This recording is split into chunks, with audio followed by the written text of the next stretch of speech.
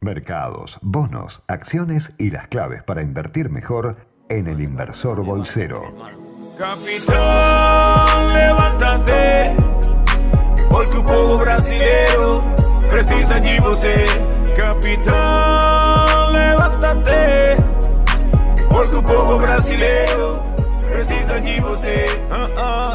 Tentaron silenciar con mentiras, tentaron silenciar con calumnia, tentaron tirar. Ahí estaba el tema de Bolsonaro y no podía arrancar de otra forma el Inversor Bolsero de este día porque efectivamente con nuevo presidente de Brasil, Jair Bolsonaro, con más del 55% de los votos, ganó este balotaje contra Haddad y se quedó con la presidencia de Brasil, que nos genera un montón de preguntas a raíz de esto. Un mercado que reaccionó positivo a la noticia, ya venía haciéndolo. Pasó algo parecido a lo que pasó cuando asumió Macri, ¿no? Mercados que volaron en una primera instancia de la rueda, cayeron después, pero hoy dieron una nueva novedad en este sentido. Pero una de las elecciones creo más importantes del último tiempo, sobre todo para Argentina, ¿no? Nuestro principal socio comercial, con un ministro de Economía, ahora lo vamos a analizar con los chicos, por supuesto, que está dispuesto a abrir su economía lo más rápido posible, con un Mercosur que no interesa tanto,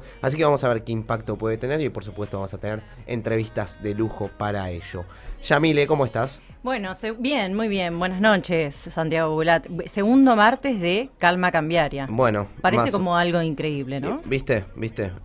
Y bueno, es así. Ahora vamos a analizar por qué. Pero efectivamente, martes de Calma Cambiaria, con algunos datos que hay que empezar a seguir, como por ejemplo la tasa de interés también a raíz de esto. ¿Conocías la canción? No conocía la canción.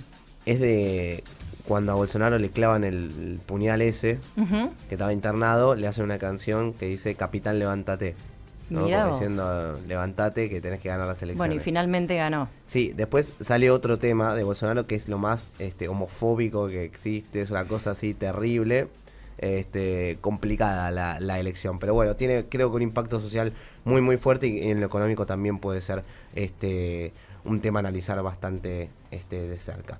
¿Dónde se comunican con nosotros? Se comunican a través de las redes sociales, en Facebook e Instagram nos buscan como Equipo Bulat, en Twitter @Equipo Bulat, por mail equipo.bulat@gmail.com o si no por WhatsApp al 11 21 87 1067.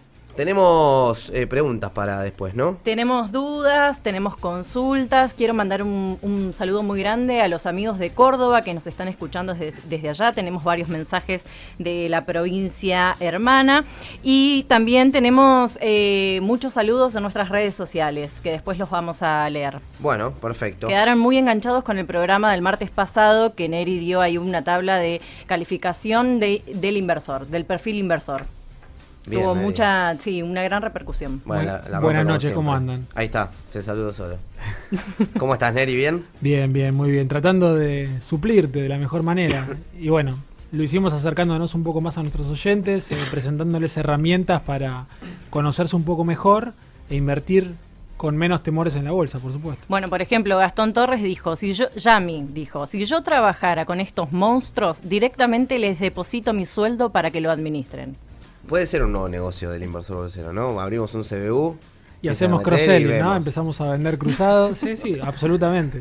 No hay que cerrarse a nada. Y estuvo Ramiro el otro día, le mandamos Estuvo un Ramiro abrazo. Marra, sí, Bien, exactamente. Un influencer. un influencer, pero bueno, esto de incorporar el mercado de capitales y llevarlo a lo más llano posible, es una buena noticia. Un gran que saludo haya a estado. Ramiro.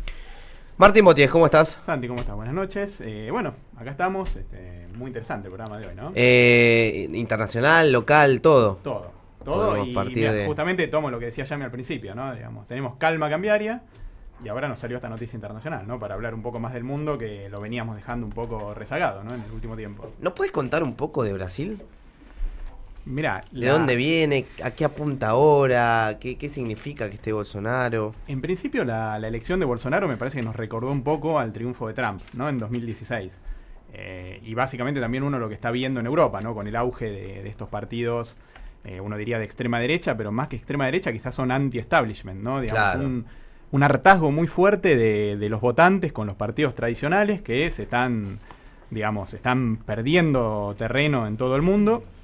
Y me parece que eso nos reeditó un poco, ¿no? Cuando uno se paraba quizá unos meses atrás parecía absolutamente improbable, ¿no? Digamos, alguien se se hubiera prácticamente reído, hubiera causado gracia pensar que un Bolsonaro podía llegar a ganar en Brasil. Lo mismo pasaba incluso en Estados Unidos, Sí, unas por semanas supuesto. antes de las elecciones. Y con Bolsonaro pasaba esto, uno cuando miraba unos meses atrás decía, bueno, Bolsonaro no tiene chances de ganarle a nadie una segunda vuelta, salvo a Haddad, ¿no? Y en ese sentido las encuestadoras parecieron Claro, claro. acertar de algún modo. Bueno, las encuestadoras igual no venían con pronósticos demasiado firmes. Exactamente, no se la quisieron jugar. No que se la quisieron jugar, exacto. Me parece que les costó jugársela y bueno, pero bueno, en última instancia terminaron acertando esta parte, ¿no? De que Bolsonaro le podía ganar a Haddad, que no se veía un traslado de votos tan directo, tan fluido, desde un Lula que no se podía presentar hasta Haddad, que era su delfín, su candidato.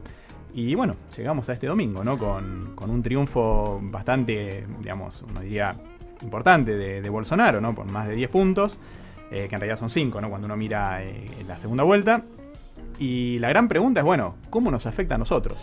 ¿No? Porque desde el punto de vista ideológico, desde el punto de vista de las opiniones de Bolsonaro, digo eso, claramente todo es cuestionable, todo es muy polémico, pero quizá quitando un poco ese ruido, nos podemos preguntar, bueno, ¿cómo esto afecta a la Argentina? Claro. ¿No? Y la verdad que es una gran incógnita, pero de corto plazo, ¿no? ¿Qué es lo que nos pasó? ¿Qué es lo que vimos en los mercados en los primeros días?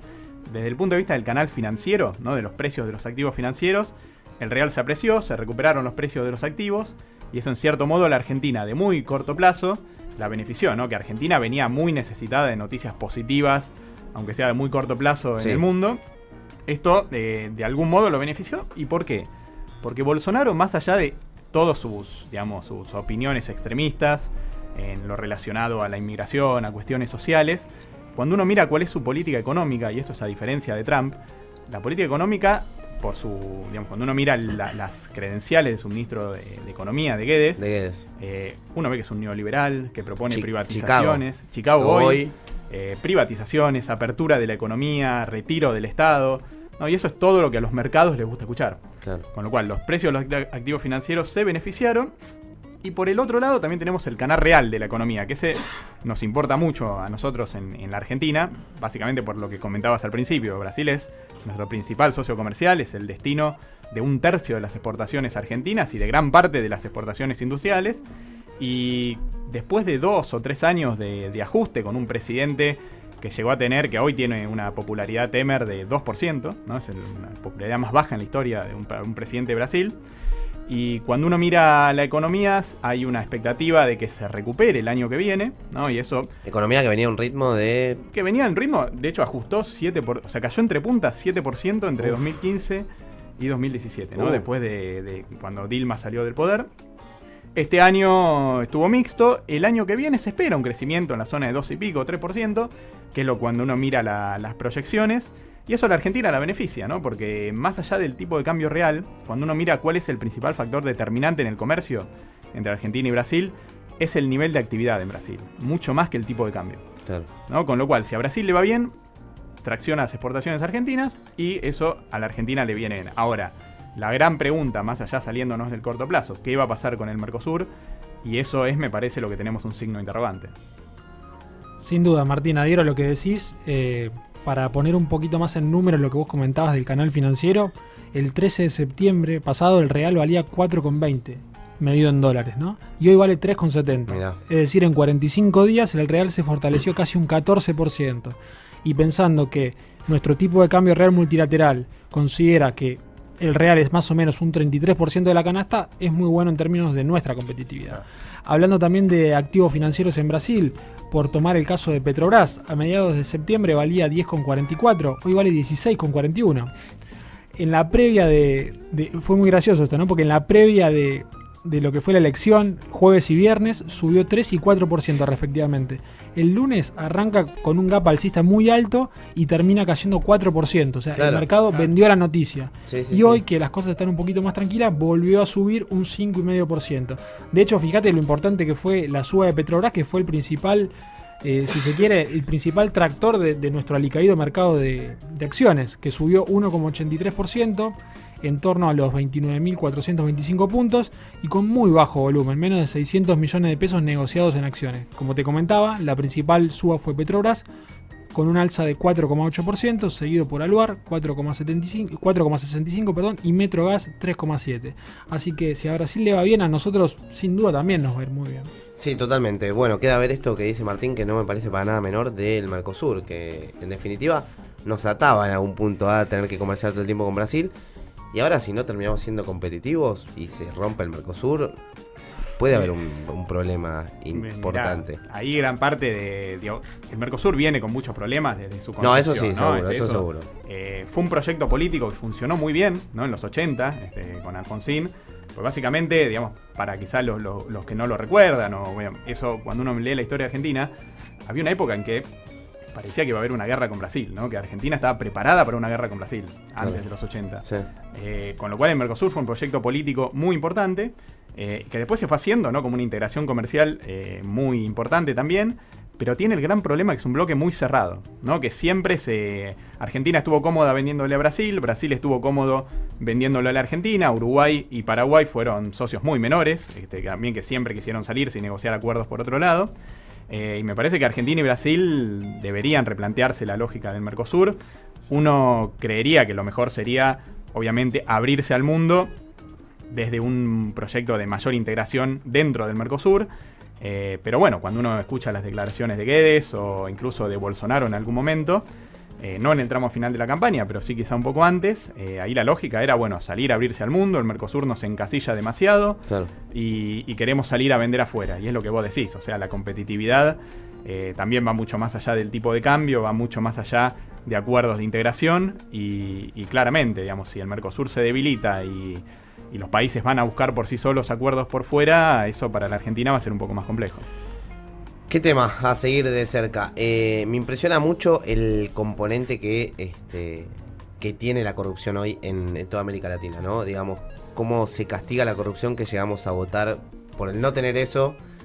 Quizás cosas con las que no estamos de acuerdo, como por ejemplo muchas críticas que se le pueden hacer a Bolsonaro con lo homofóbico que es, lo antisemita, tremendo. Digamos, un montón de cuestiones que el no elegir la corrupción, que del otro lado fue todo lo que sucedió con Odebrecht y todo lo que ya conocemos, lleva a elegir cosas que quizás es algo también de lo que pasó acá en su momento, digo, de conocer los casos de corrupción, llevó a elegir quizás un presidente que uno podía estar o no de acuerdo, pero no quería ya otra cosa, y es una América del Sur que también está cambiando en su composición en general, ¿no? Veníamos de gobiernos mucho más de izquierda y ahora pareciera que está cambiando un poco más hacia la derecha, pero bueno, todavía queda mucho por delante y por analizar. Y nosotros tenemos un año por delante signado por lo político. Creo que todos los activos se van a mover un poco a raíz de eso. Estamos a un año de las elecciones. Estamos a un año de las elecciones. 27 de octubre del año 2019. Impresionante, es verdad.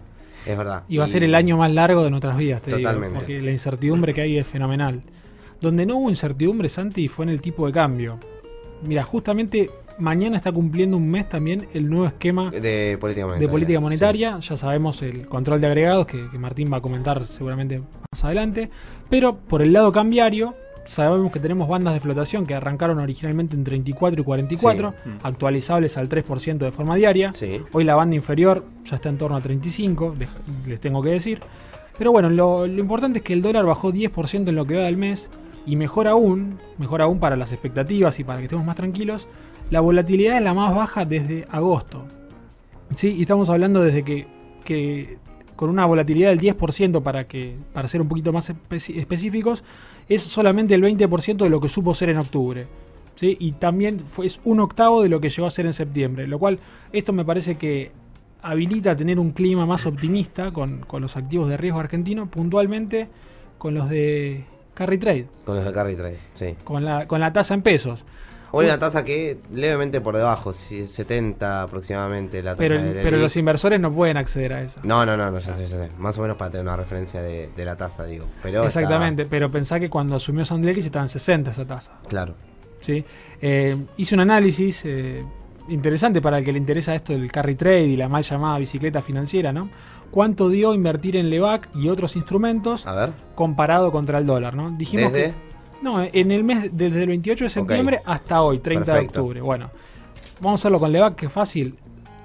El rendimiento con Levac en este mes fue de... Ay, perdón, lo perdí. Esto puede pasar, ¿eh? Esto puede pasar. Estamos en vivo. En vivo. No puede esperar. Es exactamente, es al revés. El rendimiento con Levac fue 5,1%. ¿Sí? Pero como el tipo de cambio cayó 10%, el rendimiento con la Levac terminó siendo 17% en el mes. Claro. Hasta hoy. Sí, en el gráfico lo tengo al revés. Perfecto. Sí, el gráfico que estamos se viendo, entiende. y esto es radio. Porque el 31 tuviste el pico del dólar. O sea, claro, lo agarraste el en el 41 y pico. Pero ¿quién de nosotros se animaba a vender dólares? Esa es la pregunta. Esto está perfecto en retrospectiva, pero bueno, muy pocos hicieron eso. Con LECAP, que ahora es el nuevo instrumento fetiche, el rendimiento en pesos fue de 6%, tomando la LECAP de noviembre, la letra capitalizable del Tesoro. Pero si le calzamos la diferencia de tipo de cambio, ese rendimiento supera el 17%, ¿sí? Casi 18%. Y con el activo que mejor le fue, sin duda, fue el discount en pesos. El bono ese que ajusta por ser, del tramo medio largo de la curva, que nosotros siempre le tenemos respeto. Bueno, ese bono permitió, con una suba de 11% en pesos, calzada la apreciación cambiaria, embolsar un retorno total de 23% en dólares. Mientras que el Merval se mantuvo prácticamente neutro en dólares, de hecho cayó un 2%, y los bonos en dólares todavía no dan señales de respuesta. Momento complicado con las acciones, sabemos que la economía no está creciendo, estamos en un momento de caída fuerte y esto obviamente impacta. 5.631 millones de dólares entraron hoy. ¿Saben por qué? El desembolso del fondo. El desembolso del Fondo Monetario Internacional, exactamente. El segundo desembolso en este caso, que de acá en adelante va a haber más desembolso. Vamos a tener uno más en diciembre, vamos a tener otro más en marzo de 11.000 millones de dólares. El de diciembre va a ser de 7.700 millones. En realidad, todo se mide en DEC, esa cotización puede cambiar, pero más o menos es esa la cifra que van a tener. El Banco Central no va a poder intervenir como lo venía haciendo, con lo cual, ¿vieron el informe del Fondo Monetario Internacional? Crítico con Caputo y con su intervención, cosa que no va a suceder ahora. Entonces, hay mucha gente que dice, bueno, ¿cuánto van a durar estas reservas ahora? La verdad es que si no se estabiliza todo, deberían durar porque no pueden intervenirlas. ¿O me equivoco en algún punto? No, totalmente. No puede intervenir. Sí puede intervenir quizá en la banda superior, ¿no? En caso de una ruptura en la banda superior, pero con intervenciones que son muy limitadas. Por eso. ¿no? Con lo cual se debería desmadrar bastante todo. 150 millones diarios, ¿no? 150 diarios. Y 150 es el 10% de lo que se vendió, no sé si se acuerdan, en una jornada con la anterior conducción del Banco Central en plena corrida, ¿no? Con lo cual uno podría esperar que las reservas no van a mostrar esas caídas que vinieron mostrando. Y me parece que es muy importante, ¿no? Lo que comentabas vos, Santi, es el primer ingreso primer tramo, la primera cuota del nuevo acuerdo con el fondo, ¿no? De la renegociación. Y ahí me parece que la gran apuesta, y todo también vinculado con la tasa de interés, ¿no? La gran apuesta es que el mercado de una vez le empiece a subir un poco el pulgar a la Argentina y que baje el riesgo país. ¿Alguien me va a explicar por qué no baja el riesgo país? Mirá, yo creo que ahí tenés cuestiones de riesgo político, ¿no? Porque todavía no sabés, como decíamos hace un rato, ¿no? Estamos a un año de las elecciones. En la Argentina un año sabemos que es mucho tiempo, ¿no? Es muchísimo tiempo, pueden pasar muchísimas cosas en el medio.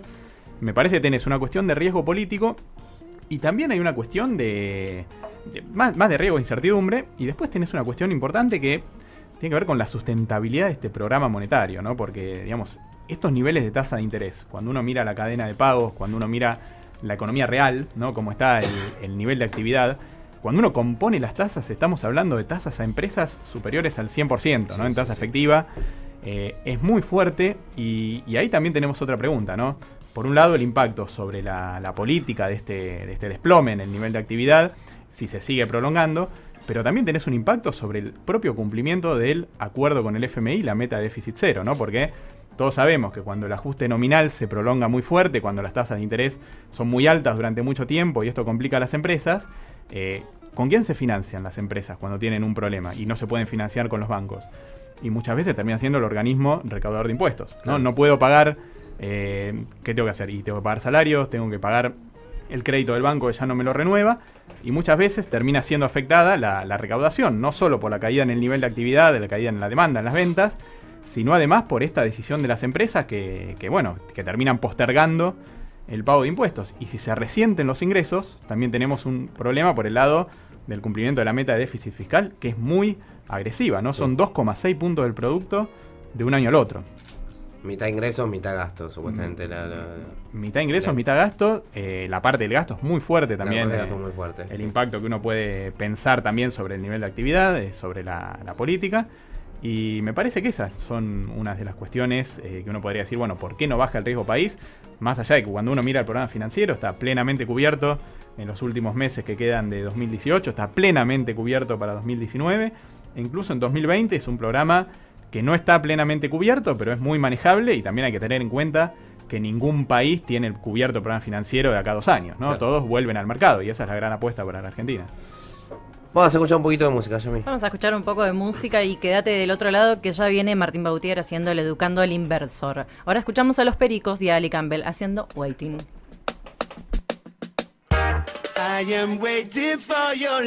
Al aire vamos. Yamile, hay preguntas de la gente, se pueden comunicar con nosotros, ¿dónde? ¿Cómo lo hacen? Así es, se pueden comunicar con nosotros a través de las redes sociales. Estamos en Facebook y en Instagram como Equipo Bulat, en Twitter @Equipo Bulat, por mail equipo.bulat@gmail.com y por WhatsApp al 11 21 87 167. La semana pasada, Santiago, te cuento, tuvimos una consulta de Gastón Torres y nos faltó la segunda parte porque se cortaba.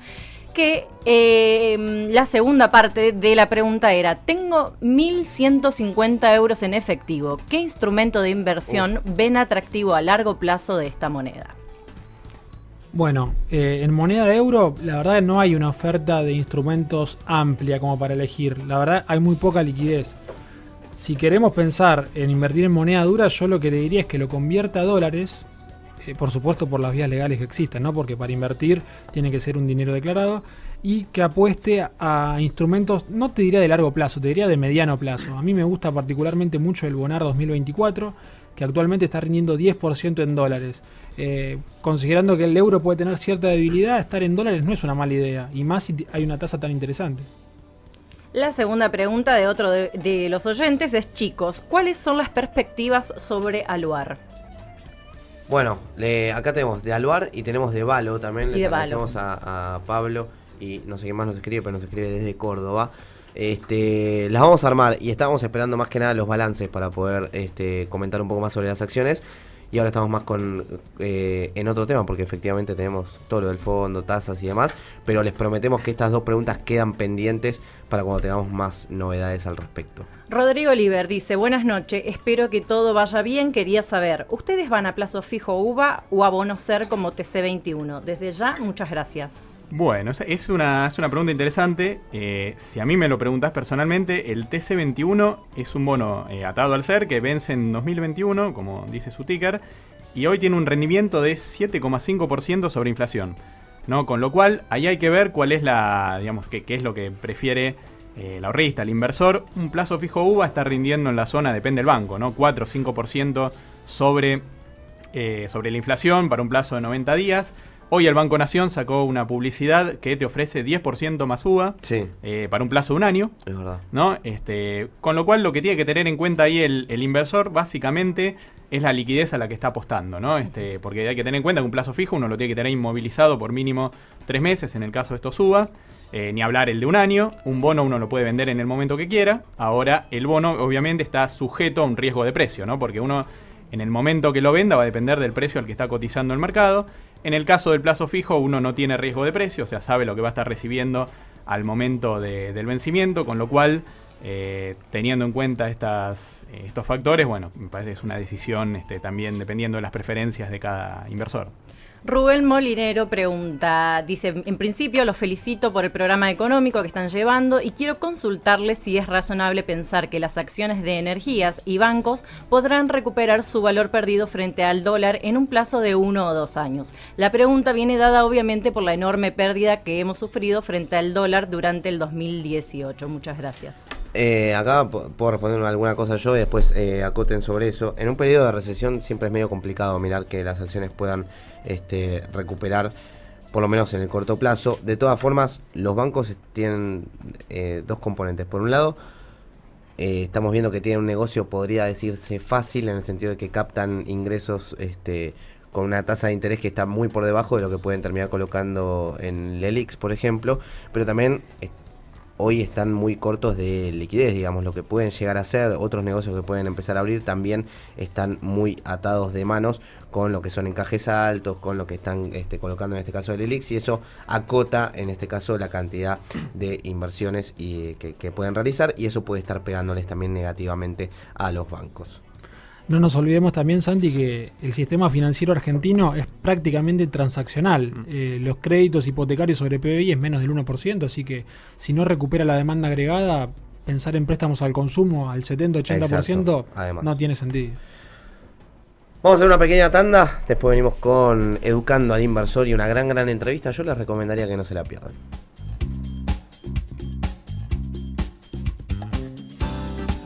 La economía en el siglo XXI cambió. Informate con el inversor bolsero.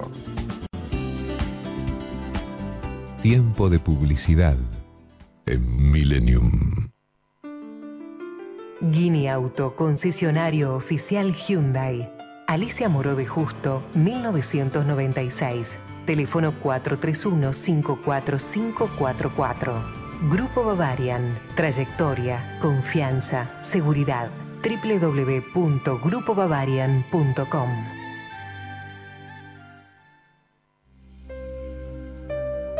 Muchas veces, la forma en que percibimos las situaciones influye en nuestro estado de ánimo y en nuestras emociones. La terapia cognitiva es una terapia resolutiva, breve y eficaz. Tratamientos para depresiones, trastornos de pánico, ansiedad, disfunciones y terapias de pareja. Licenciada Claudia Pesaño, supervisor internacional del Albert Ellis Institute, dependiente de la Universidad de Nueva York. Contacto 4775-0659 15-6-155-2471. Matrícula número 14064. Por primera vez en 52 años, llegó un nuevo canal de televisión abierta a la Argentina, Net TV. Encontralo ya en TDA Canal 27.2, Canal 125 y 1125 de DirecTV, Canal 8 y 108 de Telered, también por Canal 21 y 21 Digital de Cablevisión, Canal 15 y 19 de Telecentro, y disponible en todos los dispositivos, cuando quieras y donde quieras, en www.canalnet.tv. Disfruta de un nuevo canal. Net TV, aire fresco. El auto más premiado de Europa. Nuevo Alfa Romeo Giulietta 2018. Con un motor turbo de 240 caballos. Caja automática de doble embrague. Selector de manejo, lluvia o piso seco. Seguridad activa y pasiva. Nuevos tapizados de cuero Milano. Y el máximo nivel de equipamiento. Alfa Romeo Giulietta. El auto más premiado de Europa. Senza cuore, saremo solo macchine. Fin de espacio publicitario 106.7. Lo importante no es si pierdes o si ganas. Lo importante es que no pierdas las ganas.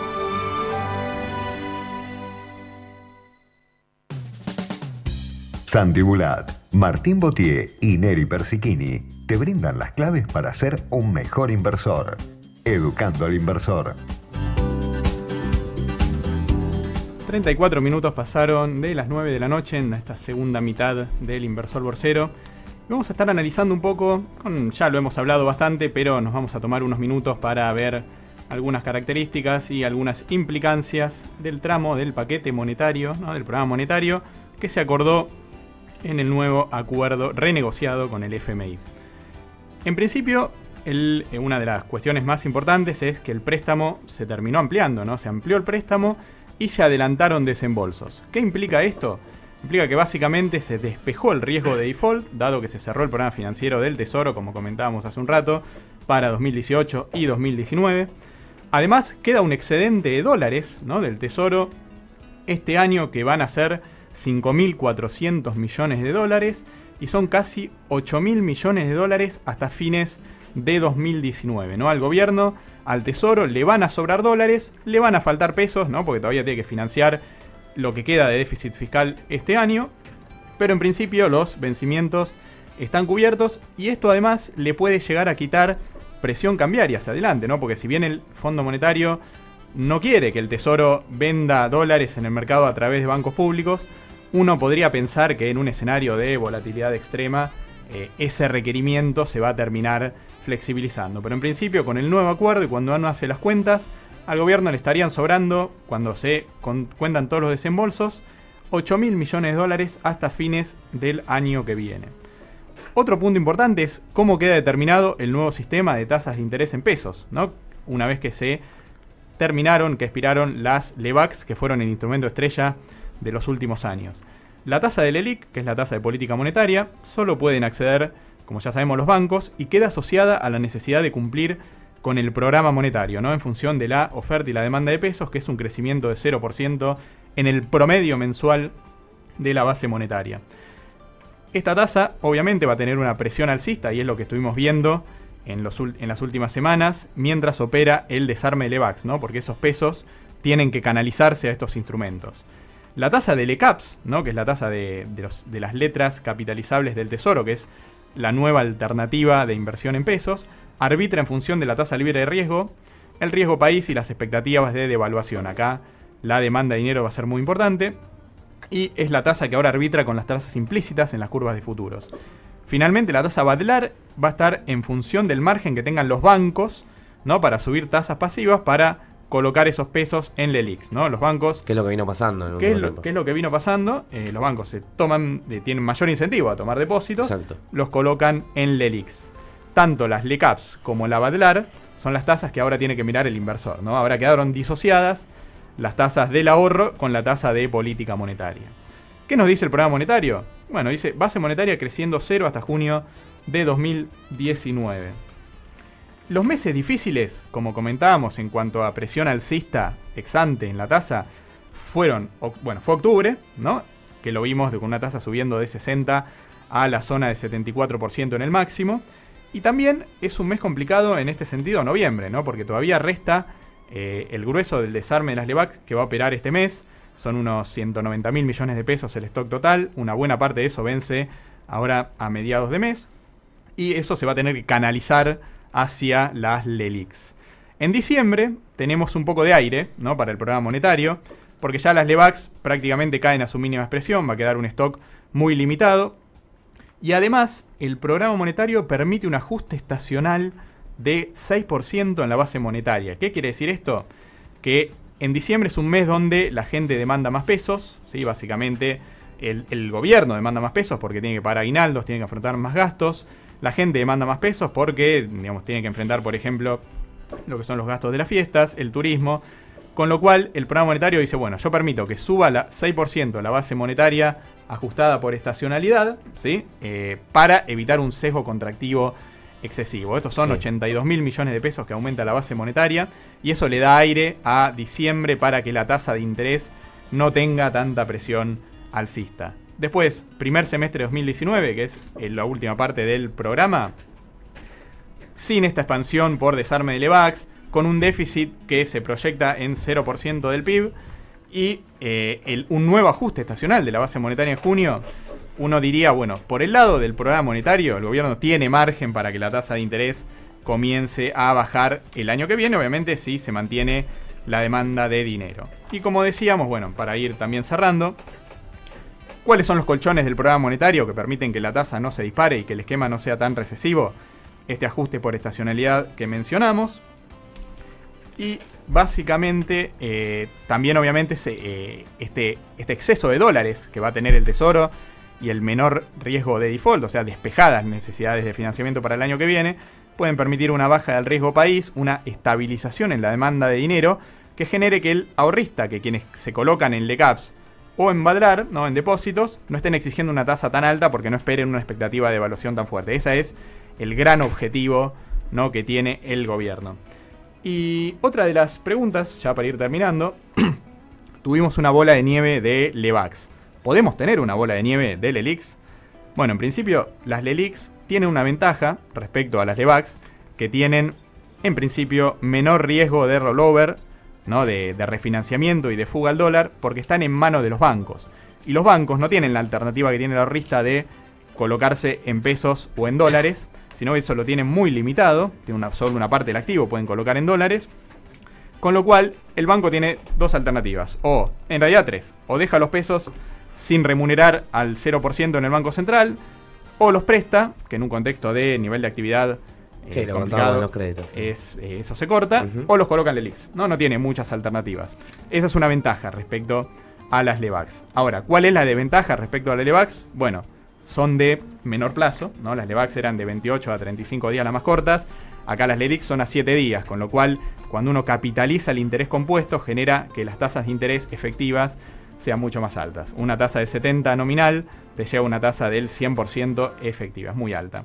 Y para cerrar, concluyendo, la sostenibilidad, ¿no? de este esquema del balance del Banco Central, de la deuda pública, del Tesoro y del sistema financiero local, requiere, como ya sabemos, y esto no es ningún descubrimiento, requiere converger hacia un equilibrio dólar-tasa consistente con un BCRA, un Banco Central que vaya ganando espacio del lado de las expectativas de devaluación y de inflación y sobre todo, como mencionamos varias veces, del riesgo país, para bajar gradualmente la tasa de interés sin generar un nuevo salto cambiario que acelere la inflación en una segunda vuelta. Muchas gracias, Martín. Esto fue Educando al Inversor. Ahora seguimos con este programa y les prometía que íbamos a tener una entrevista que no se la podían perder. Y efectivamente estamos con un gran economista que es un honor tenerlo del otro lado. Él es Daniel Artana, economista jefe de Fiel y profesor en varias universidades. Daniel, ¿cómo estás? Santiago Gula te saluda. ¿Cómo te va, Santiago? Buenas noches. Buenas noches. Para empezar, y es una pregunta que en algún momento fue debate, ahora ya es más una pregunta de los tres.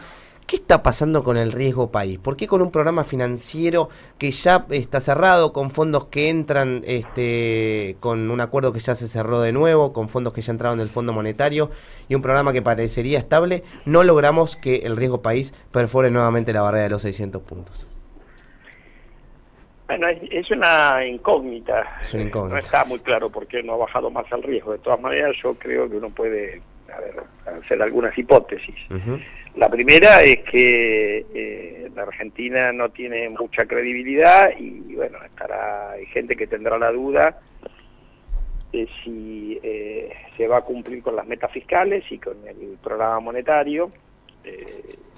Y si eso no es así, bueno, uno podría perder eventualmente el financiamiento del fondo que se va haciendo por los desembolsos, son por tramos, más allá de que ahora esos desembolsos no son precautorios, sino que se pueden usar, digamos, y de hecho el dinero va a entrar a la Argentina.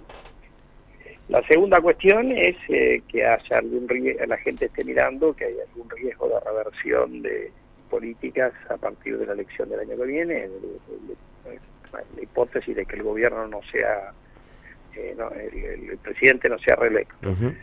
Una tercera cuestión es que producto de la devaluación ha quedado claro que Argentina no tenía tanta holgura en la deuda, de hecho la deuda es alta, es cierto que una parte importante de la deuda el Tesoro se la debe al Banco Central y puede no pagársela nunca, pero aún así te queda si uno saca esa deuda, te queda una deuda alrededor de 60 puntos del PBI, que es relativamente alta. Después, bueno, en la Argentina la gente quiere sacar la deuda que tiene el sistema previsional, pero en todos los países los sistemas previsionales, sean de reparto de capitalización, tienen deuda pública. Claro. Me parece que no es correcto. Lo del Banco Central es medio una rareza, salvo en el caso de la crisis financiera internacional, que bueno, hay varios bancos centrales que compraron bonos públicos, ¿no? Pero de países desarrollados, digamos. Ahí el fondo... Bueno, yo creo que el riesgo debería irse viendo en la medida que vayamos avanzando, continuar mejorando los números fiscales, sigue mejorando los números externos, eso está ocurriendo, pero bueno, también está la duda de si este programa con política fiscal y monetaria muy estricta no te profundiza la recesión y por lo tanto no alcanzar las metas fiscales porque te falta recaudación. Es decir, hay varias hipótesis. ¿Cuál pesa más? O si hay alguna otra, bueno, es difícil de decir, pero creo que hay alguna explicación por este lado de por qué el riesgo no ha cedido lo que debería ceder, teniendo en cuenta que el gobierno estaría financiado hasta final del año que viene. El Fondo Monetario en el último comunicado que sacó, haciendo referencia a lo que fue el plan de junio y el que es el de ahora, critica en parte el exceso de deuda que tomó el gobierno en dólares. ¿Vos crees que había espacio para colocar más en pesos? No, lo que pasa que lo que había que haber hecho era haber tenido menos déficit fiscal. O sea, Argentina tiene que esa es otra cuestión, cuando la gente argumentaba alegremente mirando el ratio deuda-PBI que la deuda era baja y por lo tanto había espacio, había algo que tampoco cerraba, porque el nivel de riesgo también no era el de hoy, pero también era alto comparado con otros países que tenían deuda más alto que Brasil, que tiene mucha más deuda que nosotros. La gran diferencia es que Brasil tiene un mercado de capitales local importante y de hecho la mayor parte de su deuda está emitida en moneda local. Claro. Entonces, ¿qué es lo que te sugiere eso? Que si vos tenías que emitir deuda en moneda extranjera, y eso te exponía que si los inversores internacionales un día dejaban de querer financiarte, lo que Guillermo Calvo ha llamado un frenazo a la entrada de capitales o un salary stop, para usar la palabra en inglés, bueno, en ese caso uno lo que tiene que hacer es endeudarse menos, entonces no había tanto espacio.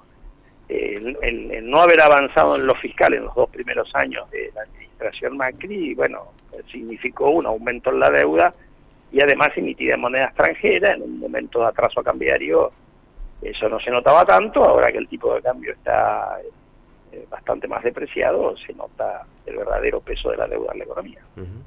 Daniel, buenas noches, Martín Botier te saluda. Buenas noches, Martín. Muchas gracias, un gusto. Quería aprovechar para preguntarte, ¿no?, un poco más específicamente del programa monetario. ¿Cuál es tu visión sobre el programa y cuál es el margen del gobierno, ¿no?, para empezar a bajar un poco la tasa? Yo diría quizá cuando termine el desarme del EVAX hacia fin de diciembre o quizá principios del año que viene. Bueno, yo creo que lo que tenemos es un programa monetario que es emisión cero, pero que no es emisión cero porque hay algún margen dado por el incremento estacional de la demanda de dinero. De hecho puede crecer 8% o 8 y pico por ciento de acá a junio. Segundo, hay un margen de maniobra adicional por el hecho de que la meta está hecha en la base y bueno, parte de los encajes en la Argentina son remunerados, lo que llamamos las LELIC.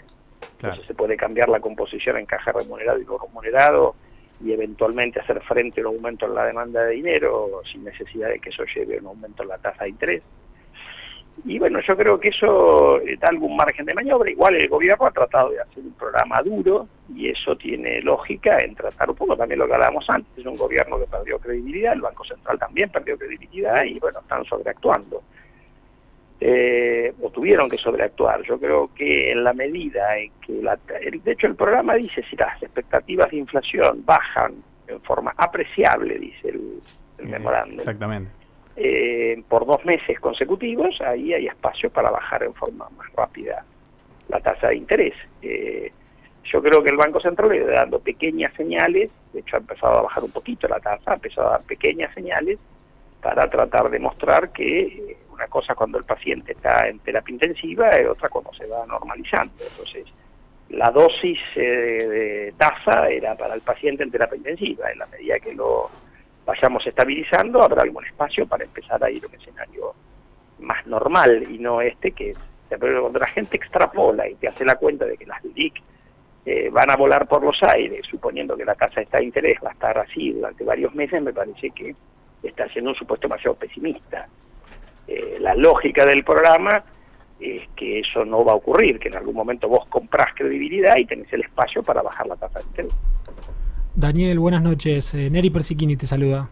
Hola, ¿cómo te va? Bien, muy bien. Mi pregunta es simple y es concreta. ¿Tenemos que tenerle miedo a Bolsonaro desde Argentina? Yo creo que, a ver, Bolsonaro tiene cosas que a mí no me gustan en general, todo lo que son cosas referidas a cuestiones no económicas. Ha hecho declaraciones que me parecen poco felices y eso, bueno, o sea, no luce una persona demasiado democrática, para ponerlo como ha sido la tradición de los últimos años en Brasil. Pero en materia económica, bueno, hoy ha empezado a haber algún cortocircuito entre él y el que va a ser seguramente su ministro de Economía, que tiene una visión muy liberal de la economía. Pero bueno, el gobierno está en minoría en Brasil, tiene que tejer acuerdos políticos. Brasil necesita hacer reformas estructurales importantes, tiene la necesidad de hacer una corrección fiscal no inmediata, pero en no muchos años, de 4 puntos del PBI. Esto sale del último artículo 4 del fondo, para que su deuda sea sostenible. La pueden bajar si deciden privatizar algunos activos, pero bueno, ahí ya han puesto alguna restricción respecto a lo que van a hacer con Petrobras. Y en un país que tiene una presión tributaria alta, suena parecido a la Argentina, y que no tiene mucha inversión pública, la corrección tiene que ir por el lado del gasto corriente. Brasil tiene un exceso de masa salarial de empleados públicos en relación a los países desarrollados, tiene un sistema previsional quebrado, y bueno, pero el problema es que esto es complicado de hacer políticamente. Entonces habrá que ver cómo Bolsonaro consigue ir armando las mayorías en el Congreso para ir pasando, que incluso algunas reformas requieren mayorías calificadas porque tienen restricciones constitucionales. Entonces, bueno, ahí hay un tema donde hay bastante incertidumbre respecto a cómo puede avanzar eso. Y después está la discusión del Mercosur, donde en realidad tanto Brasil como Argentina han sido economías muy cerradas. Habrá que ver si eso puede llevarnos a abrir un poco más rápido la economía, ¿no?